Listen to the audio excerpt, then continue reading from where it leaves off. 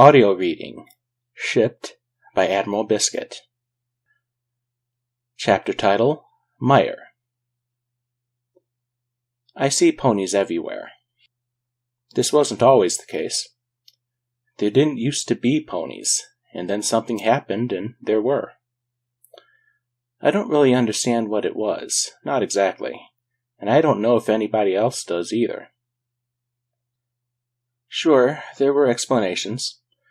There were talking heads on the television pontificating about the multiverse, and wormholes, and probabilities, and uncertainty theorems, and Lord knows what else. At first I just tuned them out because that wasn't the news I was interested in. There were pictures, then there were interviews, and then I saw my first pony in real life, and that's when it finally hit home that they existed. They weren't just something on the television. They were really here. I was in Lansing, going about a day as normal. I'd finished my shift at Firestone and got in my truck and drove over to the mall because my brother's birthday was coming up and I needed to get him something. I only ever shop at the mall for special occasions. Ponies are a lot smaller than people. I hadn't known that. Whenever they were interviewed on the news, it was just the pony, and it was hard to get a sense of scale from just watching something on the TV. I had an idea that they were like horses, but not quite as big. She, I assume it was a she because her coat was pink, was a unicorn. She came out of Hot Topic as I was going by, and I just caught a glimpse of a plastic shopping bag with a bit of a glow around it. A light blue glow, it was. Just around the handles. That was what caught my attention first, the shopping bag floating along purposefully, not like a bag caught in a gust of wind. If her color had been less vibrant, I might not have noticed her, but she stood out from the muted color of blue jeans, a little spot of light moving through the mall. And then she was gone. It turns out ponies aren't that big, and can get lost in crowds easily, even if they're a vibrant pink. I went to Barnes & Noble, and I found a couple of books I thought my brother might be interested in. But I wasn't all that focused on my selection at all. I was still thinking about that brief glimpse of an equine, as some people called them, just shopping, just going about her daily business. They say when you've noticed something, you start to see it everywhere. My first pickup truck didn't have a sliding rear window, and I thought that was really rare, but after I bought it, I really started to notice the rear windows on pickups, and it turned out there were quite a lot with solid rear windows. Thus it was with ponies. I noticed it on the news. Every now and then, there was a spokespony explaining something. I noticed it at restaurants. There were now pony options when it came to food. I sometimes saw them in commercials, the kind where a company wants to show how inclusive it is, and besides the usual token minorities, they also showed a pony. It was a strange time. Nothing was sacred.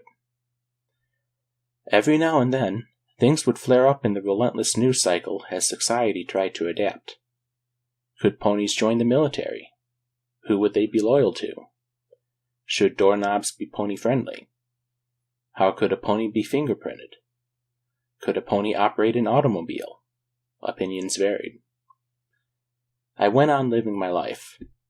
I went to work and shopped when I needed to, and I didn't see any major cultural shifts happening, but at the same time, I knew that they were.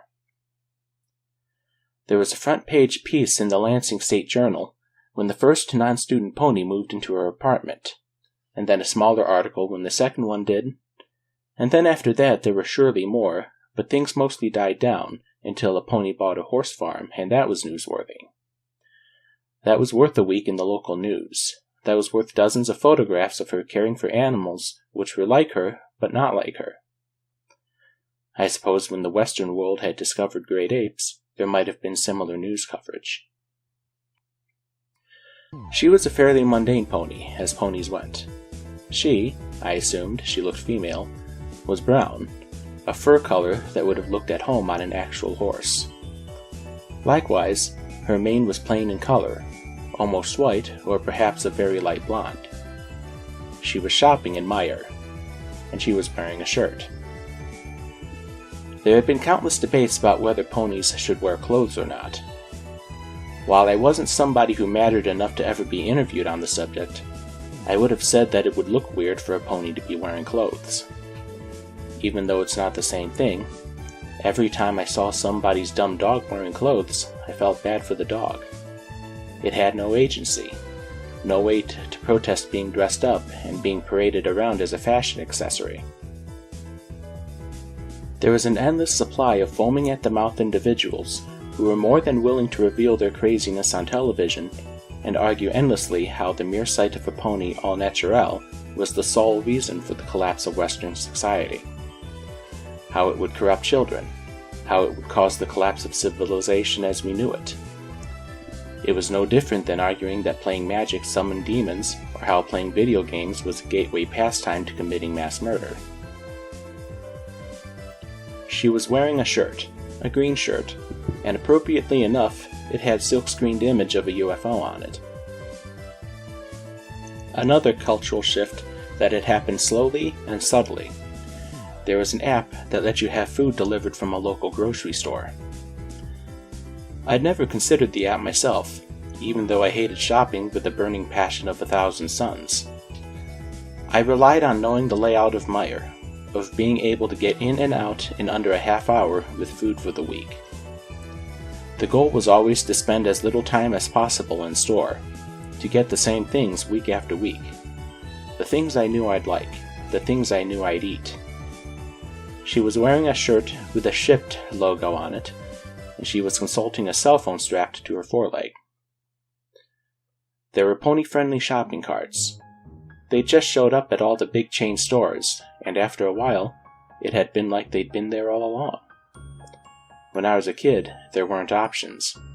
There's one size of cart, and that was that. Before ponies, things had already progressed to big shopping carts and little ones, baskets and mobility scooters. There were carts that looked like cars for kids to ride in, and child-scaled ones at Polly's with a flag that said "Customer in Training" for older kids to push. That last one was kind of creepy when I thought about it too much. She was pushing a pony-friendly shopping cart and consulting the cell phone strapped to her foreleg, and after a moment of processing the weirdness of it, I couldn't help but wonder if the app sorted things by department. Did it use the phone's GPS and know what Meijer she was in? I had the floor layout of the 3 I most commonly went to memorized, at least for the stuff I bought all the time. It wasn't polite to stare, but there were a lot of people at Meijer, and she was concentrating on jars of pickles, no doubt choosing the correct one. She finally made her selection and spun the jar around, squinting to read the numbers on the barcode just to make sure. For a second, as she pulled it off the shelf, I thought she'd drop it and break it. Once it was safely in her cart, she lifted her leg up, the one with the cell phone, and tapped it with her nose, then moved down the aisle, her eyes focused on the various canned and jarred foods. Back in the day, a good taxi driver had to memorize all the streets, had to have a mental map of the city. According to a YouTube video I'd once watched, that was still a requirement for getting a taxi license in London, even though GPS had probably rendered the need for that particular skill moot. Assuming that the Shipt app isn't to the point where it tells the delivery person, delivery pony, where all the items are in one particular store, an efficient and profitable shopper would know where everything should be. Would know, even if the app doesn't, what the most efficient way to get all the items on the list is. She's not quite there yet, but she's close. I could tell the difference between purpose and confusion. She homes in on a section of shelving, and pretty soon a dozen cans of Star-Kissed tuna are in her basket. They were on sale. Buy 10, get 1 free. Were the savings passed on to the customer, or was that a bit more profit on her end? I usually try to get in and out of Meijer in under a half hour, but this time I didn't. I wasn't stalking her. That would be creepy. Instead, she was working a similar path to mine, front to back, skipping the aisles that carried nothing on her list. Sometimes we were facing as we went down an aisle, and I wondered if it was socially acceptable to wave to my newfound acquaintance. Other times, she was at the opposite end of the aisle and I only saw her backside. She and I both had to squeeze by a Karen on her cell phone, cart blocking most of the aisle as she debated with her husband or boyfriend or whomever is on the other end of the line. Judging by Karen's agitated pacing, the choice between Ragu and Prego might have been life or death. For a brief moment, we shared conversation. Maxwell House was on sale, and the coffee section looked like it had been gone over by a horde of Mongols. Somewhere in there was surely a can of Master Blend, and as I looked, I heard a feminine voice with a subtle and exotic accent quietly say, "Excuse me." "Sorry." I stepped back and a hoof reached in, selected a boring can of medium roast, and then it was gone. Like most guys, I don't often notice the little details, but I had noticed the smoothly brushed fur on her leg, the shine of her hoof, and the glint of her steel shoe. I hadn't intended it, but we wound up being lane buddies. I finished before she did. I'd headed for the checkouts after finally laying claim to my Master Blend, while she'd had to take a detour to the pet section to pick up a bucket of kitty litter. The man in front of me was either stocking up for the apocalypse, or else he was a once-a-month shopper. When it came time for the lanes, I didn't patrol the front of the store like some. I just chose my lane and stuck with it. Once upon a time, I had skimmed through Archie comic digests or whatever other magazine they were offering as an impulse purchase. These days, I just got out my cell phone and caught up on friend drama and memes on Facebook. Once there was enough room on the belt for things, I started unloading my cart, and as soon as I'd finished, I had set the bar at the end of my groceries as a courtesy.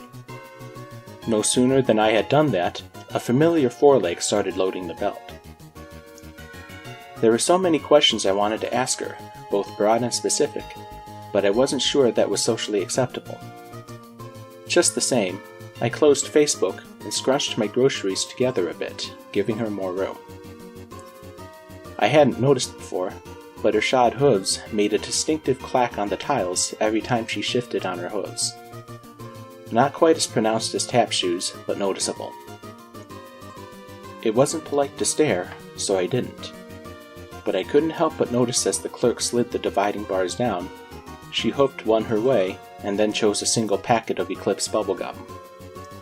That was a personal purchase. Did ponies in general like bubblegum, or was that just her? I didn't know. For all the coverage that had been on the news, they'd never covered chewing gum. How would she even unwrap it? There was the cellophane, and then after that, the gum was in little foil-covered plastic recesses, which didn't seem all that hoof-friendly. Still, if she could put a jar of Gilo pickles in her cart without dropping them, surely chewing gum wasn't beyond her abilities. Conventional wisdom is to not shop when you're hungry, and I normally don't. Meijer had you covered if you were. Besides all the snack food in the aisles and the candies and individual sodas at checkout, this one also had a Subway near the entrance. They were currently advertising bacon for an extra 50 cents on any footlong. I'd never been much of a fan of Subway. In my opinion, it was a food option when there was literally nothing else, and that was about it. Just the same, I dallied there, not buying anything, until I saw her walk past. Her shopping cart was empty, and her saddlebags were bulging. I couldn't decide if I should feel bad for her that she had to carry the groceries that way, or if I should be jealous that she could. I suppose the usual way that Shipt worked was that the buyer would load all the groceries in their car and drive to the address in question. I didn't see her leave Meijer, because I stopped at the gas station. Just as I needed food once a week, so did my car, and it was convenient to do all my shopping in one place. When I got back on the road, I did spot her, walking purposefully down the cracked and broken sidewalk. Michigan isn't known for the quality of its roads, and the sidewalks are generally worse, if they exist at all. For just a moment, I considered slowing down, maybe pulling into the parking lot in front of her, roll down the window, offer her a ride. But I didn't. I could still see her in the rearview mirror as I sat at the traffic light by the former Blockbuster that was now a Sherwin-Williams paint store. The world was changing, and I was okay with it. End of story.